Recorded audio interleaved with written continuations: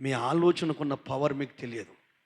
ప్రపంచమంతా ఆ ఆలోచన వ్యర్థమైన దానికి, పనికిరాని దానికి వాడుకుంటున్నారు.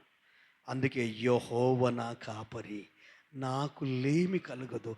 విశ్వాస భాష. హృదయం నిండిన దాన్ని బట్టి నోరు మాట్లాడుతుంది కదా. నువ్వు మారక ముందు నీ ఆలోచన మారాలి, నీ ఆలోచన మారితే నీ భాష మారుతుంది. మనిషి సంఘజీవి కదా. మన మాటలు మన చేష్టలను వ్యక్తపరుస్తాయి. మన మాటలు మన విశ్వాసాన్ని వ్యక్తపరుస్తాయి. మన మాటలు మన ఆత్మీయ జీవితాన్ని నిలబెడతాయి. అందుకని మనం ఏం వింటున్నామో, ఏం చూస్తున్నామో, ఏం ఆలోచన వస్తుందో. ఎందుకంటే భోజనములో విషం ఉంటే చచ్చిపోతాం తిని, కానీ వినే మాటల్లో విషం ఉంటే, చూచే చూపులో విషం ఉంటే ఈ ఆత్మలో అలజడి స్టార్ట్ అవుతుంది.